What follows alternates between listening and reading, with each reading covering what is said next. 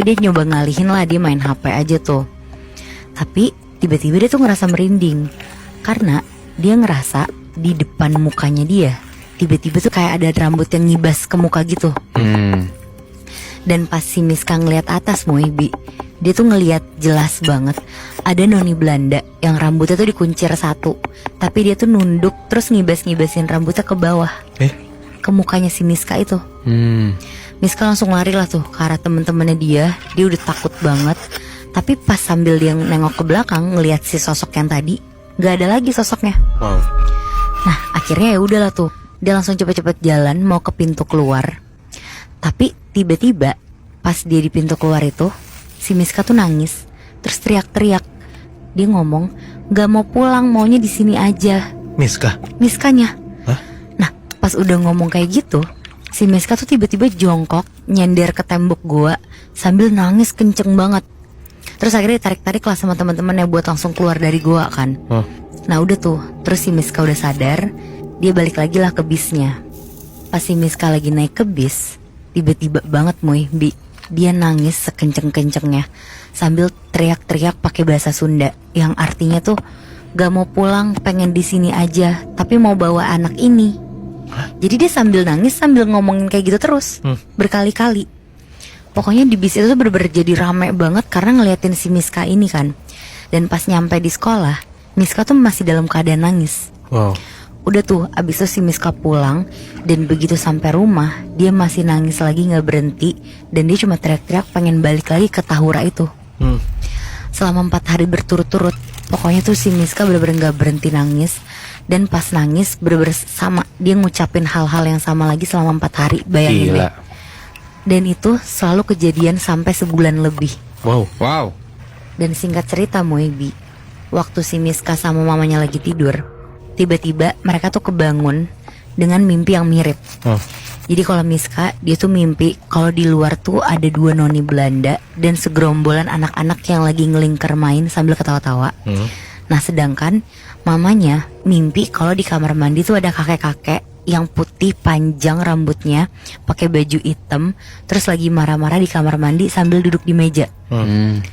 Nah di sini keluarganya Miska tuh udah ngerasa kalau keadaan tuh udah makin gak beres kan. Ditambah kayak barang-barang di rumahnya mereka tuh suka geser-geser sendiri, suka berisik sendiri. Dan adanya Miska yang tadinya gak percaya sama keadaan yang ada di rumahnya, ini tuh dia jadi percaya karena suara-suara yang ada tuh kenceng banget dan nyata banget. Di situ akhirnya papanya si Miska nih mulai ngerasa kayak semua tuh gak beres. Dan dia tuh mutusin buat pindah kamar aja. Akhirnya mereka tidurlah sekeluarga berempat tuh di satu kamar. Dan si papanya tuh karena ngerasa ini udah gak beres, dia nelfon lah ke saudaranya, mau nanya-nanya lah ini untuk solusinya tuh gimana. Tapi ternyata hal ini tuh gak cuma terjadi di Miska. Nah sekitar jam 5:30 waktu pas mau menjelang maghrib, si abangnya Miska ini tuh lagi nongkrong sama teman-temannya di tongkrongannya dia kayak di warung gitulah. Terus di situ tiba-tiba si abangnya ini tuh ngelihat ada perempuan kayak noni Belanda gitu dan kayak cantik gitu. Terus tiba-tiba si noninya ini tuh ngelambain tangan ke abangnya Miska.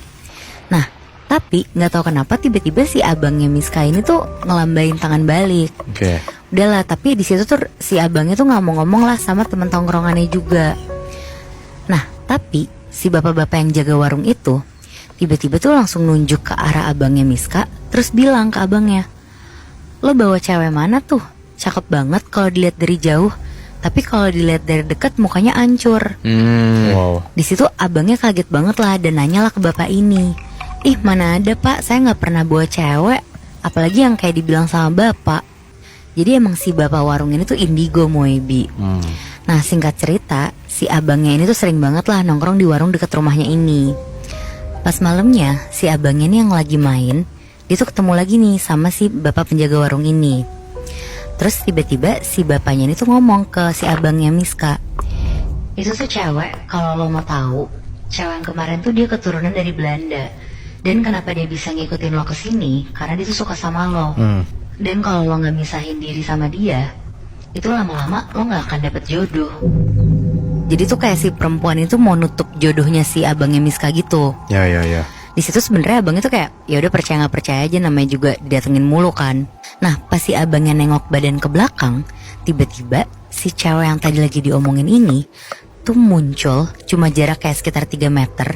Terus si cewek ini tuh ngeliatin si abangnya sambil berdiri. Dan di situ si abang ini mulai beranilah untuk ceritain apa yang dia lihat sama si bapak-bapak warung itu. Pak bener pak, kata bapak, si cewek ini masih ngikutin saya. Terus habis itu si bapaknya ngomong lah, itu udah diikutin berapa kali. Si abangnya ngomong, adalah sampai 5 kalian lah pak, cuma itu sekedap mata doang. Terus akhirnya si bapaknya itu ngomong, itu kalau misalkan gak dipisahin bakalan lebih parah lagi nanti. Coba ikut saya aja biar saya bantu. Akhirnya mau dibantu nih sama si bapak warung itu. Akhirnya gak lama dibawalah nih si abangnya ke rumah temennya. Mau dibantuin tuh dia buat misahin sama si cewek ini. Nah pas si bapaknya ini lagi pengen misahin dia sama si cewek ini, tiba-tiba pas abangnya Miska nengok ke samping, muka si perempuan ini tuh udah ada di sampingnya abangnya itu. Di situ abangnya tuh bener-bener kaget karena dia tuh nggak ngebayangin kan bentuk mukanya tuh sebenarnya kayak gimana.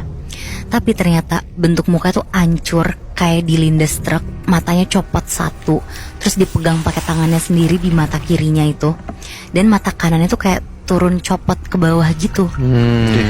Si bapak itu di situ ngomong, dia jangan takut dek, dia nggak bakal ngikutin kamu, dia cuma ngejagain kamu dari belakang. Terus akhirnya 10 menitan dipisahin, akhirnya berhasil tuh. Cuma ada satu lagi katanya, dek ini yang cewek udah saya pisahin, tapi ada satu lagi yang ngikutin kamu.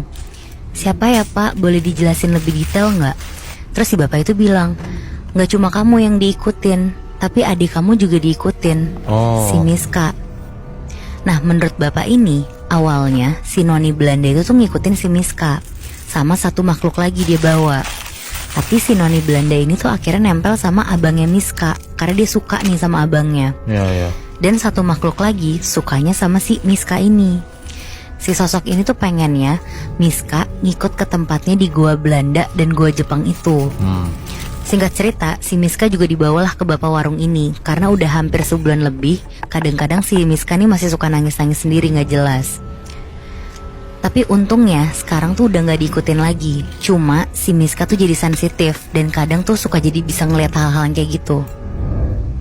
Berarti yang dari awalnya cuma si Miska diikutin karena diikutin sampai rumah kali ya, makanya dia ngeliat ternyata abangnya Miska juga dalam tanda kutip jadi sasaran si sosok ini ya. Iya, dan ternyata sosok yang ngikutin Miska sampai rumah tuh nggak cuma satu sosok doang, Moy, malah jadi 2 sosok.